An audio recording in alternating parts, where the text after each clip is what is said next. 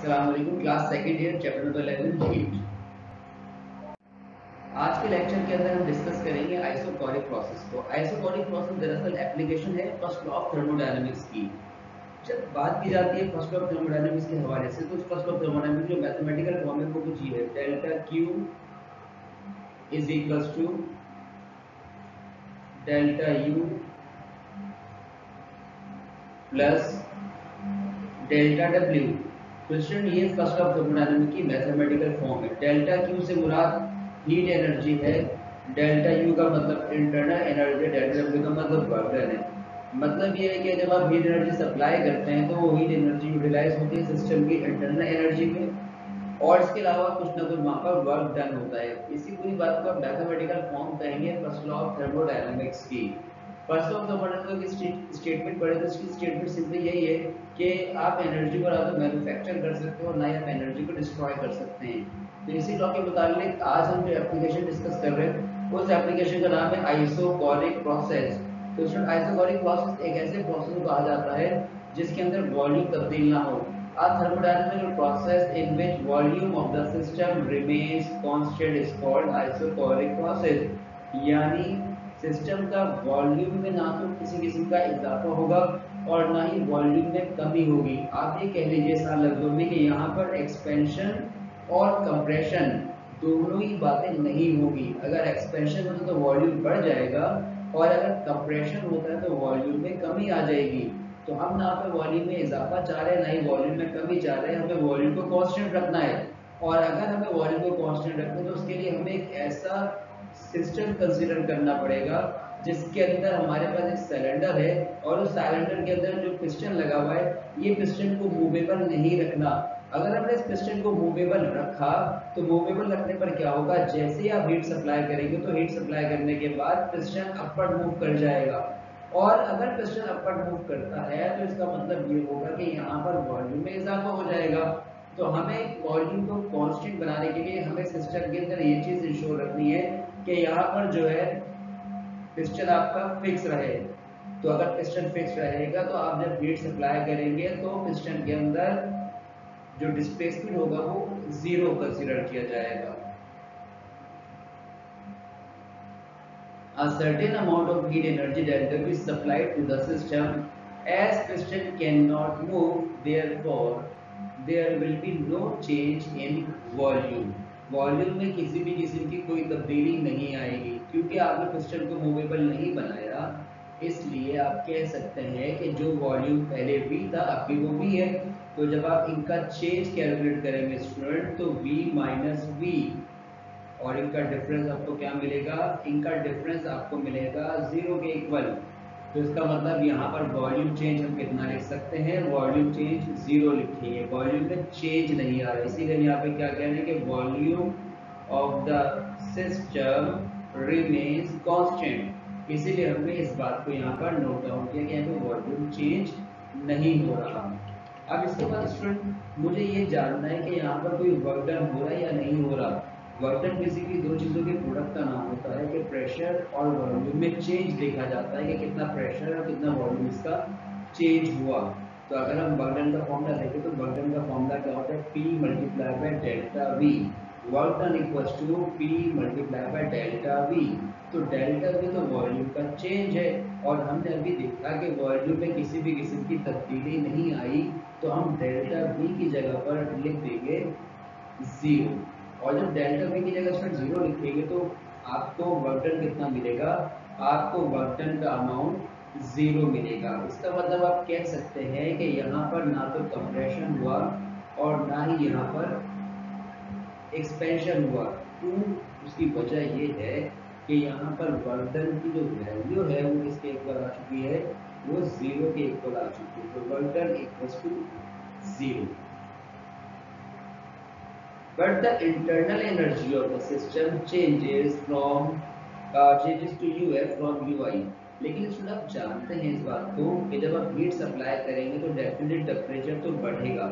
Heat energy और temperature किसी directly relation में आते हैं। तो अगर आप हीट सप्लाई करेंगे तो हीट सप्लाई करने के बाद टेम्परेचर में इजाफा हो जाएगा, और जब टेम्परेचर में इजाफा होगा तो इसका मतलब यही है कि टेम्परेचर बढ़ने का मतलब यहाँ यहाँ पर मॉलिक्यूल्स की जो मोशन है, मॉलिक्यूल्स की जो काइनेटिक एनर्जी है वो बढ़ जाएगी।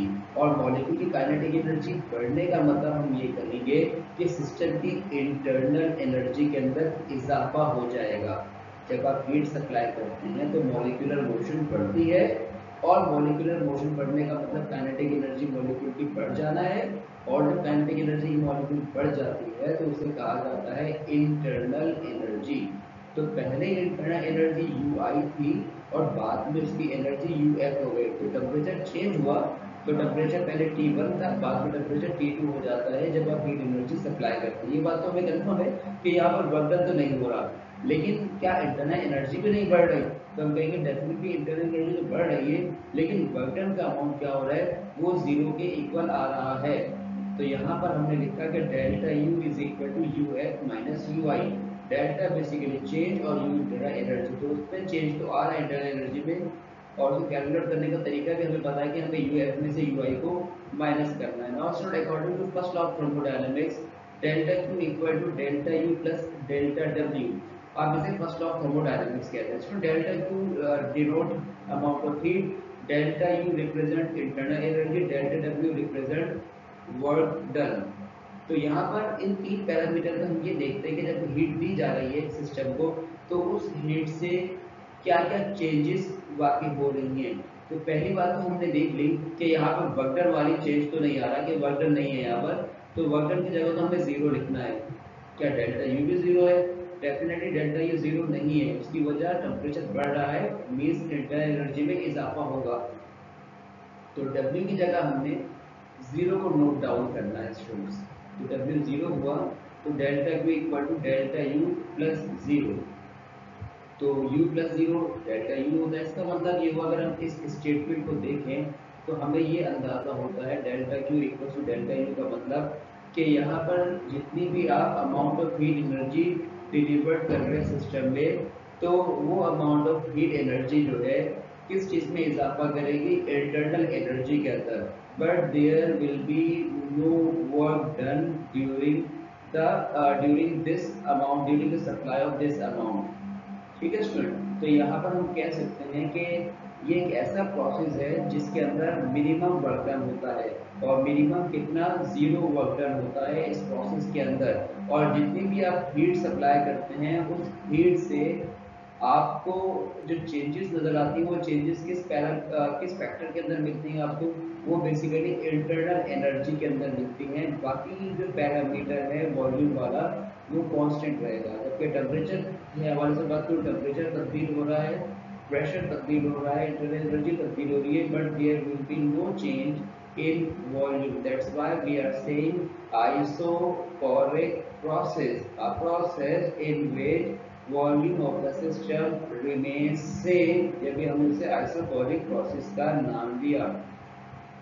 अब स्टूडेंट इसके ग्राफ को हमें डिस्कस करना है। इसकी जो ग्राफिकल रिप्रेजेंटेशन है, तो स्टूडेंट कुछ ये है कि यहाँ पर हम जब ग्राफ प्लॉट करेंगे तो ग्राफ कुछ ये बनेगा स्टूडेंट के वाई एक्सेस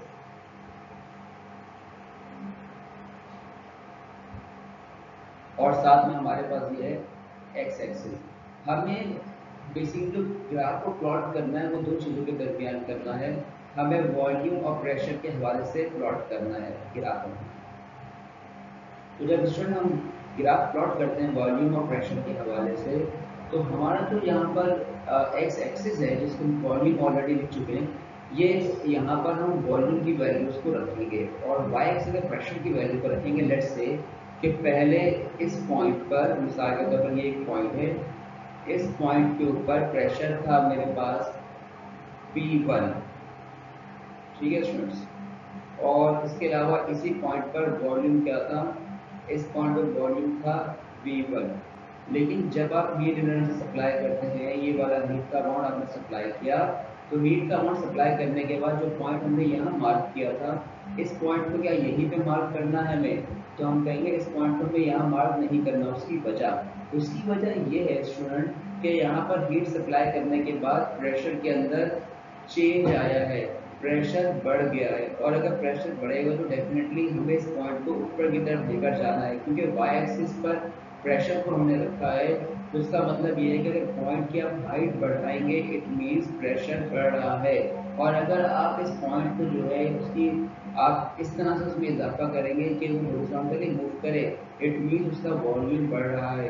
तो हम यहाँ पर इस पॉइंट का हॉरिजॉन्टल इजाफा नहीं करेंगे, उसकी वजह क्या होगी, उसकी वजह ये होगी कि वॉल्यूम में तो चेंज आया नहीं है, चेंज सिर्फ किसके अंदर आया, प्रेशर के अंदर आया है। तो अब हम ये करते हैं कि इस पॉइंट को यहाँ पर अगर मार्क करते हैं तो हम ये देखेंगे कि पहले प्रेशर कम था और अब प्रेशर क्या हो गया, स्पीड ज़्यादा हो गया है। तो इसका ग्राफ अगर बनाए तो ग्राफ कैसा बनेगा, इसका ग्राफ कुछ ये बनेगा कि आप इन दोनों पॉइंट को ज्वाइन करें। जब आप इन दोनों पॉइंट को ज्वाइन करेंगे तो ज्वाइन करने के बाद ग्राफ बनेगा एक स्ट्रेट लाइन। तो इसका मतलब ये हुआ स्टूडेंट कि जब आइसोकोरिक का ग्राफ बनाया जाता है तो वो ग्राफ कैसा बनता है, वो ग्राफ एक स्ट्रेट लाइन बनता है। वो स्ट्रेट लाइन वाई एक्सिस के पैरेलल होती है। स्ट्रेट लाइन वाई एक्सिस के पैरेलल होने का मतलब ये है कि यहाँ पर हम ये इंडिकेट करना चाह रहे हैं कि यहाँ पर प्रेशर की वैल्यूज बढ़ रही हैं लेकिन वॉल्यूम में कोई भी तब्दीली नहीं आ रही। इसीलिए हम इसे नाम क्या दे रहे हैं, आइसोकोरिक प्रोसेस का। आइसोबैरिक में भी हमने ग्राफ बनाया था स्टूडेंट, तो वो ग्राफ ऐसा नहीं था, वो ग्राफ कुछ ये था। तो इस ग्राफ का पर्पस ये था कि यहाँ पर वॉल्यूम बढ़ रहा है लेकिन प्रेशर में तब्दीली नहीं आ रही, और आइसोकोरिक के अंदर प्रेशर तो बढ़ रहा है लेकिन वॉल्यूम में चेंजेस नहीं आ रही। तो दोनों में यही डिफरेंस था, एक में प्रेशर चेंज नहीं होता और एक में वॉल्यूम चेंज नहीं होता। स्टूडेंट अब हम डिस्कस करने जा रहे हैं नेक्स्ट एप्लीकेशन, और नेक्स्ट एप्लीकेशन का नाम है isothermal process. Again student iso का अल्फाज आ रहा है तो आइसो यहाँ पर सेम है। बैरिक में हमने कहा कि प्रेशर चेंज नहीं होगा आइसोबैरिक में, आइसोकोरिक में हमने कहा कि वॉल्यूम में चेंज नहीं आता। जब बात की जाती है आइसोथर्मल के हवाले से तो आइसोथर्मल एक ऐसे प्रोसेस को कहा जाता है जहाँ पर टेम्परेचर में तब्दीली ना आए। प्रेशर चेंज होगा, वॉल्यूम चेंज होगा, लेकिन सिस्टम के अंदर जो उसका टेम्परेचर है वो मेंटेन रहना चाहिए। अगर टेम्परेचर में ना तो इजाफा हो ना ही टेम्परेचर में कमी हो, सिस्टम का टेम्परेचर मेंटेन रहे, तो आप ऐसे प्रोसेस को नाम देंगे आइसोथर्मल प्रोसेस का स्टूडेंट। तो आइसोथर्मल प्रोसेस की डेफिनेशन भी यही है कि a thermodynamical process in which temperature of the system remains constant is called an isothermal process। तो इस प्रोसेस के अंदर हमने किस चीज़ को कांस्टेंट रखा है स्टूडेंट, इस प्रोसेस के अंदर हमें कांस्टेंट रखना है सिर्फ और सिर्फ टेम्परेचर को, यानी इसके अंदर टेम्परेचर की वैल्यूज चेंज नहीं होगी। अगर टेम्परेचर चेंज नहीं होता स्टूडेंट, तो अगर हम बात करें कि कौन सा गैस का लॉ है जो इस प्रोसेस पे एप्लीकेबल है, तो उस लॉ का नाम है स्टूडेंट बॉयल्स लॉ। यानी बॉयल्स लॉ को हम यूज करते हैं आइसोथर्मल प्रोसेस को एक्सप्लेन करने के लिए। बॉयल्स लॉ की मैथमेटिकल फॉर्म भी कुछ यही होती है स्टूडेंट कि volume is inversely proportional to pressure, और यहाँ जो टेम्परेचर होता है it should be constant, temperature को हमें तब्दील नहीं होने देना। तो अगर बात की जाए बॉयल्स लॉ की तो यही है कि वॉल्यूम में आप इजाफा करेंगे तो प्रेशर की वैल्यूज के अंदर कमी आएंगी, लेकिन इस पूरे प्रोसेस के अंदर अगर हमें इन दोनों के रिलेशन को ऑब्जर्व करना है कि वॉल्यूम और प्रेशर एक दूसरे के साथ इनवर्स रिलेशन में आते हैं, तो उसके लिए हमें एक चीज़ को फिक्स रखना है, और वो चीज़ स्टूडेंट क्या होगी, वो चीज़ टेम्परेचर होगी, टेम्परेचर चेंज नहीं होगा। तो आप कह सकते हैं कि isothermal process basically Boyle's law को आप कह लीजिए यहाँ पर एप्लीकेबल हो सकता है आइसोथर्मल प्रोसेस के अंदर। स्टूडेंट इस प्रोसेस को समझने के लिए आप ये देखेंगे यहाँ पर जो है बेसिकली हम हीट एनर्जी सप्लाई कर रहे हैं। जब हम हीट एनर्जी सप्लाई करेंगे तो हीट एनर्जी सप्लाई करने के बाद पिस्टन ऊपर की तरफ मूव करेगा, लेकिन हमें यहाँ पर इस चीज़ को इंश्योर करना है कि जब आप यहाँ पर इस सिस्टम के अंदर जब बात की जाएगी हीट एनर्जी के बाद तो डेफिनेट टेम्परेचर चेंज होगा। तो हम कुछ ऐसे ऑब्जेक्ट को यहाँ पर अरेंज करेंगे जहाँ पर जो है ऑब्जेक्ट अपने टेम्परेचर को मेंटेन रखे। तो consider a system of gas in a cylinder which is provided with a frictionless movable piston. Walls and piston of the cylinder are ideally heat insulating and base is ideally heat conducting। मतलब student ये हुआ कि हम यहाँ पर एक ऐसे system को कंसीडर कर रहे हैं जिसके अंदर पिस्टन मूवेबल है जो कि अपवर्ड या डाउनवर्ड आ सकता है। ये जो सिलेंडर की वॉल्स हैं स्टूडेंट, ये पूरी वॉल्स जो है सिलेंडर की, ये वॉल्स इंसुलेटेड है। इंसुलेटेड का मतलब यहाँ पर यही है कि यहाँ पर हीट एनर्जी का ट्रांसफर सिस्टम टू सराउंडिंग या सराउंडिंग सिस्टम पॉसिबल नहीं होगा। लेकिन जो बेस है स्टूडेंट, ये बेस है, हम इस बेस के थ्रू सिस्टम के अंदर हीट एनर्जी को ट्रांसफर कर सकते हैं। तो एक ही जगह से हीट एनर्जी यहाँ पर ट्रांसफर होगी, वो इसका बेस होगा। बाकी तमाम जगहों से, चाहे वो पिस्टन हो चाहे वो इसकी वॉल्स हो, वहाँ पर हीट एनर्जी का ट्रांसफर पॉसिबल नहीं है। अब स्टूडेंट इस प्रोसेस को हम समझने की कोशिश करेंगे कि किस तरीके से यहाँ पर हम टेम्परेचर को मेंटेन रखें। तो किसी टेम्परेचर को मेंटेन रखने के लिए हम यहाँ पर ये कंसीडर करेंगे कि हमारे पास एक ऑब्जेक्ट है जिसको हम यहाँ पर रिजर्वायर कहेंगे। तो हम अपने सिलेंडर को रखेंगे एक रिजर्वायर पर जो कि हीट रिजर्वायर है। ये एक रिजर्वायर हमारे पास मौजूद है, आर का मतलब यहाँ पर हीट रिजर्वायर।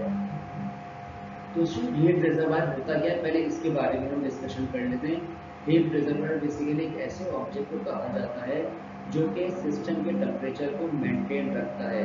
यानी एक ऐसे ऑब्जेक्ट को कहा जाता है रिजर्वायर जो कि रिजर्वायर हम एक ऐसे ऑब्जेक्ट को कह रहे हैं जो कि large amount of heat energy उसमें मौजूद होगी, और अगर वो किसी सिस्टम के अंदर हीट एनर्जी सप्लाई भी करेगा तो सप्लाई करने के बाद उसके टेम्परेचर में किसी किस्म की तब्दीली नहीं आएगी। तो व्हाट इज रिजर्वायर? तो रिजर्वायर एक ऐसे ऑब्जेक्ट आ जाता है जिसके पास इनफाइनाइट हीट कैपेसिटी होती है, जो हीट जब डिलीवर्ड भी करेगा सिस्टम के अंदर तो उसके अंदर टेम्परेचर में तब्दीली नहीं आएगी। मिसाल के तौर पर स्टूडेंट, अगर हम रिजर्वायर को समझने की कोशिश करें तो समझने के लिए आप इसको इस तरह कंसीडर करें कि हमारे पास एक रूम है, और ये अगर रूम है हमारे पास, इस रूम के अंदर हम कोई गर्म चीज़ ला कर रखते हैं। लेट्स सपोज हमने यहाँ पर एक चाय का कप ला के रखा, और चाय के कप पर टेम्परेचर ज़्यादा था स्टूडेंट। जब टेम्परेचर ज़्यादा था तो होगा ये कि इस कमरे के अंदर जो एनवायरनमेंट हमारा है बेसिकली, उस एनवायरनमेंट का टेम्परेचर कम है और चाय का टेम्परेचर ज़्यादा है। तो यहाँ पर Aahista Aahista heat energy release होगी, और वो हीट एनर्जी क्या होगी, जो हमारा एनवायरनमेंट है वो उस हीट एनर्जी को एब्सॉर्ब करना शुरू कर देगा। लेकिन उस हीट एनर्जी के एब्सॉर्ब करने से यहाँ पर जो एनवायरनमेंट है उसके अंदर ऐसा कुछ चेंजेस ज़्यादा नहीं आएंगी।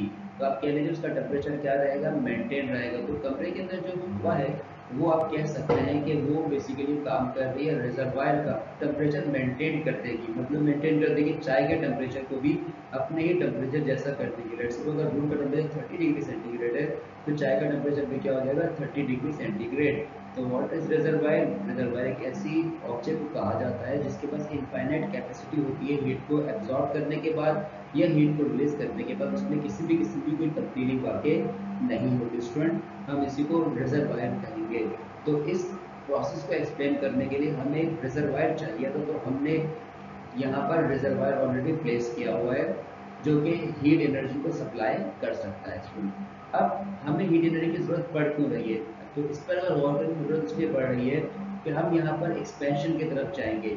एक्सपेंशन का मतलब यहाँ पर ये है कि हम ये कंसिडर करें कि हमारे पास इस पिस्टन के ऊपर वेट्स रखे हुए हैं, कुछ वजन रखा हुआ है। जैसे ही स्टूडेंट हम इस वजन को यहाँ से रिमूव करेंगे, इन वजन को हटाएंगे स्टूडेंट्स, तो हटाने के बाद होगा ये कि गैस के जो मॉलिक्यूल्स हैं वो एक्सपेंशन की तरफ जाएंगे। अब जब गैस के मॉलिक्यूल्स एक्सपेंशन की तरफ जाएंगे तो एक्सपेंशन की तरफ जाने का मतलब ये है कि जो वॉल्यूम पहले था V1 अब वो नहीं रहेगा V1 बल्कि चेंज होके V2 हो जाएगा, यानी वॉल्यूम ज़्यादा हो जाएगा स्टूडेंट। अब वॉल्यूम बढ़ने से बाकी पैरामीटर पे क्या फर्क पड़ेगा, इनको डिस्कस करते हैं स्टूडेंट। तो बाकी पैरामीटर्स बेसिकली चेंज होंगे। वो पैरामीटर्स क्या हैं? प्रेशर के हवाले से अगर मैं कहूँ तो प्रेशर डेफिनेटली कम हो गया है। पहले आपने लेट्स सपोज ब्लॉक्स रखे हुए थे, जब इन ब्लॉक्स को हटाएंगे तो प्रेशर आपने रिड्यूस कर दिया, तो प्रेशर में चेंज आया। वॉल्यूम तो आप देख ही रहे हैं कि पहले वॉल्यूम कम था, वॉल्यूम क्या हो गया, ज़्यादा हो गया, तो इट मीन्स वॉल्यूम भी चेंज हो गया है। प्रेशर और वॉल्यूम चेंज हो गया है। अब अगला क्वेश्चन ये होता है कि क्या टेम्परेचर चेंज हो रहा है या नहीं हो रहा। तो इससे टेम्परेचर चेंज हो रहा है, उसकी वजह ये है कि यहाँ पर जो एक्सपेंशन हुआ है वो हुआ क्यों है। वो इसलिए हुआ है कि गैस के मॉलिक्यूल्स की जो एनर्जी थी वो यूटिलाइज हो गई। किस चीज़ पर यूटिलाइज हो गई स्टूडेंट, ये जो पिस्टन ऊपर की तरफ जा रहा है वो क्यों ऊपर जा रहा है। वो इसलिए ऊपर जा रहा है स्टूडेंट कि गैस के मॉलिक्यूल्स अपनी एनर्जी को कन्वर्ट कर रहे हैं वर्क डन के अंदर। तो इसका मतलब ये हुआ कि जैसे जैसे पिस्टन ऊपर जाएगा मॉलिक्यूल्स की एनर्जी कम होती जाएगी, और जो मॉलिक्यूल्स की एनर्जी होती है स्टूडेंट, जो इस सिस्टम को ऊपर की तरफ मूव करवा रही हैं, उस एनर्जी को नाम दिया जाता है इंटरनल एनर्जी का। इसका मतलब ये हुआ कि सिस्टम को ऊपर मूव करवाते वक्त आपका जो सिस्टम का जो इंटरनल एनर्जी है वो उसमें बदतदरीज कमी वाकई होगी। अब अगर इंटरनल एनर्जी चेंज हो रही है स्टूडेंट, तो इंटरनल एनर्जी चेंज होने से जो चीज़ जिस चीज़ में फर्क पड़ता है वो चीज़ बेसिकली टेम्परेचर होती है। यानी temperature is associated with the kinetic energy, और kinetic energy associated with the internal energy. तो अगर हम बात करेंगे सिस्टम की, क्योंकि इंटरनल एनर्जी कम हो रही है, तो हम कह सकते हैं कि टेम्परेचर भी यहाँ पर क्या हो रहा है, कम हो रहा है। यानी जब गैस एक्सपेंशन की तरफ जाएगी तो कह सकते हैं वो कूल डाउन हो जाएगी। और कूल डाउन होने का मतलब शुरू ये होगा कि यहाँ पर टेम्परेचर कम हो जाएगा। तो टेम्परेचर में कमी आ रही है, लेकिन हमने तो कहा था कि आइसोथर्मल एक ऐसे प्रोसेस को कहा जाता है जहाँ पर टेम्परेचर में किसी किस्म की कोई तब्दीली वाकई ना हो, हम उसे आइसोथर्मल कहते हैं। लेकिन यहाँ तो जब हमने वेट हटाए तो एक्सपेंशन हुआ और टेम्परेचर गिर गया। लेकिन अब यहाँ पर स्टार्ट होता है काम रिजर्वायर का। रिजर्वायर क्या करेगा, रिजर्वायर इस सिस्टम के अंदर हीट एनर्जी को ट्रांसफर करेगा। और कितनी ट्रांसफर करेगा, जितना पहले भी ये दोनों एक दूसरे के साथ इक्विलिब्रियम में थे। इक्विलिब्रियम मतलब यहाँ पर यही है, जो टेम्परेचर सिस्टम का था वही टेम्परेचर रिजर्वायर का था। लेकिन बाद में जो सिस्टम एक्सपेंशन की तरफ चला गया तो उसका टेम्परेचर गिर गया। तो अब रिजर्वायर क्या करेगा, कुछ एनर्जी को सिस्टम में ट्रांसफर करेगा। वो एनर्जी कितनी होगी, तो वो एनर्जी बेसिकली इक्विलिब्रियम में आने के बाद बंद हो जाएगी। जब दोनों का टेम्परेचर मैच कर जाएगा, सिस्टम का और रिजर्वायर का, तो टेम्परेचर मैच करने के बाद मजीद हीट रिजर्वायर जो है एनर्जी को जो है सिस्टम के अंदर ट्रांसफर नहीं करेगा। मिसाल के तौर पर अगर आइसक्रीम रखी है कमरे में, तो वो आइसक्रीम बेसिकली कोल्ड बॉडी है और कमरा हॉट बॉडी है। तो यहाँ जो रिजर्वायर है बेसिकली क्या होगा, कमरे से हीट एनर्जी का आइसक्रीम की तरफ ट्रांसफर होना है। तो वो आहिस्ता आहिस्ता हीट एनर्जी को ट्रांसफर करता जाए। कब तक ट्रांसफर करेगा, जब तक आइसक्रीम का और कमरे का टेम्परेचर क्या ना हो जाए, एक सा हो जाए, उस वक्त तक ट्रांसफर चलता रहे। लेकिन जब टेम्परेचर बैलेंस हो जाएगा तो वहाँ पर ट्रांसफर बंद हो जाएगा। यहाँ पे भी यही हिसाब है स्टूडेंट कि जब तक टेम्परेचर अनबैलेंस रहेगा, यानी रिजर्वायर का ज़्यादा और सिस्टम का कम, तब तक तो हीट एनर्जी ट्रांसफर होगी। लेकिन जैसे सिस्टम का टेम्परेचर मैच कर जाएगा रिजर्वायर से, तो मजीद हीट एनर्जी ट्रांसफर नहीं होगी। तो आप कह सकते हैं कि रिजर्वायर ने यहाँ पर जो बेसिकली एक्सपेंशन हुआ था, जिसके नतीजे में कुछ इंटरनल एनर्जी इस्तेमाल हुई थी, उसको कंपनसेट कर दिया। यानी जो एनर्जी यूज हुई है वो हीट की सूरत में दोबारा इन हुई, और वो इंटरनल एनर्जी को जितनी पहले थे सिस्टम की वही दोबारा बरकरार हो गई। तो U F equals to U I का मतलब यही है कि जो इंटरनल एनर्जी सिस्टम की शुरू में थी वही इंटरनल एनर्जी बाद में थी। लेकिन हमने एक बार ध्यान रखिएगा, ये कही है कि इंटरनल एनर्जी में कमी आएगी। उस कमी को पूरा करने के लिए हमने यहाँ पर क्या सप्लाई किया था, हीट सप्लाई की है। तो U F equal to U I, U internal energy and final initial internal energy, दोनों में इक्वल के बेसिकली रीजन क्या था, हमने यहाँ पर टेम्परेचर चेंज होने नहीं दिए, इसलिए हम U F equal to U I लिख रहे हैं। अब अगर चेंज निकालेंगे स्टूडेंट, तो चेंज क्या होगा, U F minus U I equal to zero. उसकी वजह स्टूडेंट दोनों की वैल्यूज इक्वल हैं, तो इक्वल होने के बाद हमें डेल्टा यू कितना मिल जाएगा, डेल्टा यू जीरो मिलेगा। डेल्टा यू का मतलब यू एफ माइनस यू आई है, क्योंकि दोनों में सेम अमाउंट है, तो आप दोनों को अगर माइनस करेंगे तो U minus U zero answer आएगा। तो there will be no change in internal energy because the temperature of the system remains same. From the first law of thermodynamics we can write as delta Q equals to delta U plus delta W. तो student यहाँ पर delta U internal energy, delta W work done. आपको एक बात पता है कि यहाँ पर पिस्टन ऊपर की तरफ मूव कर रहा है, इट मीन्स वर्क डन तो हो रहा है यहाँ पर। लेकिन यहाँ पर क्या चीज़ पॉसिबल नहीं हुई, तो यहाँ पर जो है सिस्टम की जो इंटरनल एनर्जी है वो चेंज नहीं हुई। तो डेल्टा यू की जगह पर आप क्या लिख देंगे, जीरो लिख देंगे। तो delta Q equal to zero plus delta W. तो 0 प्लस डेल्टा डब्ल्यू यानी डेल्टा डब्ल्यू। तो जितनी भी आप हीट देंगे इस सिस्टम के अंदर, उसको कंक्लूड करें तो ये लाइन हमें बता रही है कि all the amount of heat supplied is converted into work done. जितनी भी हमने हीट दी उससे बेसिकली यहाँ पर सिस्टम ने वर्क डन किया, but there will be no change in the internal energy. तो आप इस प्रोसेस को कह सकते हैं कि ये एक ऐसा प्रोसेस है जिसके अंदर आपको मैक्सिमम वर्क डन मिलता है, यानी मिनिमम वर्क डन आपको आइसोटोनिक प्रोसेस में मिला था और मैक्सिमम वर्क डन आपको कौन से प्रोसेस के अंदर मिला, आइसोथर्मल प्रोसेस के अंदर आपको मैक्सिमम, क्योंकि इंटरनल एनर्जी का अमाउंट जीरो हो गया है, all the heat supply is convert into work done. अब स्टूडेंट अगर इसकी ग्राफ को समझे तो इसका ग्राफ स्ट्रेट लाइन नहीं होता, इसका ग्राफ बेसिकली हमें कर्व मिलता है, और ये कर्व इंडिकेट हमें ये करता है कि प्रेशर और वॉल्यूम का जो रिलेशन है वो डायरेक्ट नहीं है, बल्कि वो रिलेशन कैसा है, वो रिलेशन इनवर्स है। तो ये इसका ग्राफ है जिसके अंदर हमने प्रेशर को प्लॉट किया है y एक्सिस पे, वॉल्यूम को प्लॉट किया है x एक्सिस पर, और इसका ग्राफ कर्व आने का पर्पस क्या है, हम बॉयल्स लॉ अप्लाई कर रहे हैं यहाँ पर, और बॉयल्स लॉ क्या है, v इनवर्सली फंक्शन प्रेशर, यानी वॉल्यूम बढ़ता है तो प्रेशर कम हो जाता है। आपने यहाँ पर देखा था जब हमने प्रेशर को रिड्यूस किया तो वॉल्यूम बढ़ गया था, इनवर्स।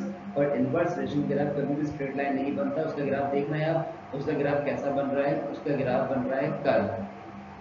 जैसे जैसे स्टूडेंट वॉल्यूम बढ़ रहा है तो ग्राफ देखिए आगे की तरफ जा रहा है इसका पॉइंट, और नीचे की तरफ भी आ रहा है और आगे की तरफ भी जा रहा है, इट मीन्स प्रेशर कम और वॉल्यूम ज़्यादा हो रहा है। तो ये ग्राफ इसी बात को इंडिकेट करता है कि पिस्टन का ऊपर जाने का पर्पस, जब ऊपर जाना होगा, पिस्टन ऊपर की तरफ जाएगा तो ऊपर की तरफ जाते हुआ वॉल्यूम में इजाफा और प्रेशर के अंदर कमी होगी, इसे हम आइसोथर्मल प्रोसेस कह रहे हैं। तो स्टूडेंट आज के लेक्चर के अंदर हमने आइसोबैरिक प्रोसेस को डिस्कस किया जिसके अंदर वॉल्यूम तब्दील नहीं होता, जबकि आइसोथर्मल प्रोसेस के अंदर टेम्परेचर चेंज नहीं होता। इसकी एक एप्लीकेशन बाकी है, वो इंशाल्लाह हम नेक्स्ट लेक्चर के अंदर डिस्कस करेंगे।